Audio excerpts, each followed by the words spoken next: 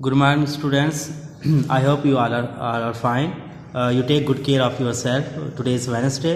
आज हम अपना प्री नाइन्थ आज हम अपना टाइप्स ऑफ मोशन था ये टॉपिक आज हम कंप्लीट करेंगे। इसमें हमने ट्रांसलेटरी मोशन तक कर लिया था। अब इसके फर्दर कुछ डिवीजन्स हैं, इसकी टाइप्स हैं। Translatory motion can be divided into linear motion, circular motion and random motion. अच्छा स्टूडेंट्स, इनमें हम जो है ना इनकी सिर्फ डेफिनेशंस को स्टडी करेंगे और कम से कम आप लोगों को इनकी दो एग्जांपल्स जो है ना याद रखनी पड़नी है।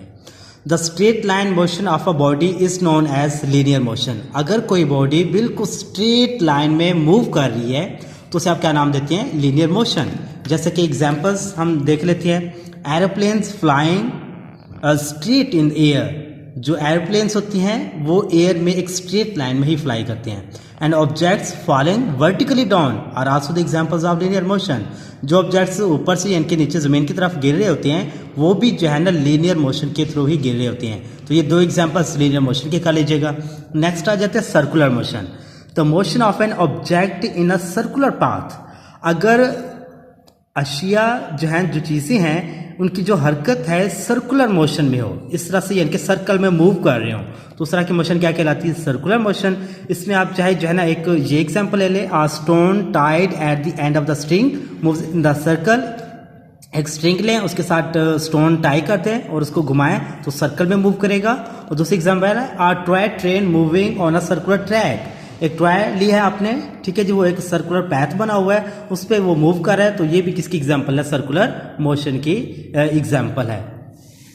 नेक्स्ट थर्ड इसकी ट्रांसलेटरी मोशन की रैंडम मोशन। द डिसऑर्डर और irregular motion of an object is called random motion. अगर अशिया की बेहंगम बेतरतीबी से उनकी हरकत को देखा जाए तो वो क्या कहलाती है? Random motion. इसकी एग्जांपल तो आप कर लीजिएगा। Motion of insects and birds in random motion.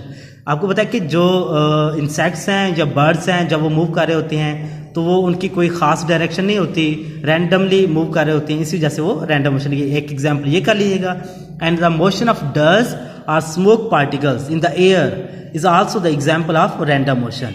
जो हमारी हवा में जो स्मोक के पार्टिकल्स हैं या डस्ट के पार्टिकल्स हैं तो वो भी जो है ना रैंडमली मूव कर रहे होते हैं। ये दोनों एग्जांपल्स रैंडम मोशन की होगी। उसके बाद हम देखते हैं रोटेटरी मोशन।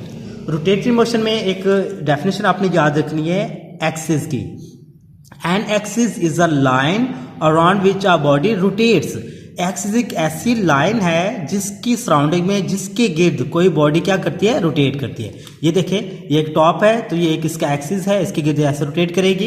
ये इसका व्हील का जो है ना यहाँ पे एक एक्सल होता है तो ये इसका एक्सिस है तो ये भी इसके गिर्द रोटेट करेगी। तो ये देखें फुटबॉल को फिंगर के ऊपर ये एक्सिस के तौर पर काम कर रहा है तो ये भी रोटेट करेगी। तो इसी के रिलेटेड हम डेफिनेशन और एग्जाम्पल देखते हैं।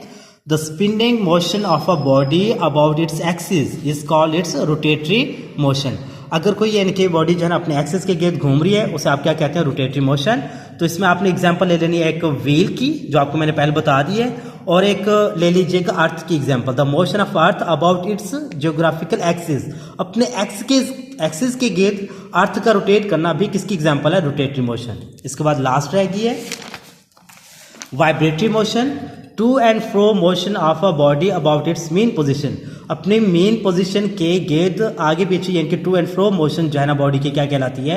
Vibratory motion. इसके भी दो एग्जांपल याद कर लीजिएगा, ये जहाँ पे मौजूद है। एक vibratory motion of a pendulum of a clock. Clock की ये जो पेंडुलम की मूवमेंट है ऐसे मूव कर रहे हैं, ये मेन पोजिशन पे मूव कर रही होती है। और दूसरा जो है ना vibratory motion of a child and a swing, ठीक है, ये भी एक ही पॉइंट पे ऊपर से फिक्स है, ठीक है जी, मेन पोजिशन पे आगे पीछे मूव कर रही है। एग्जाम्पल वाइब्रेटरी मोशन की। Thank you.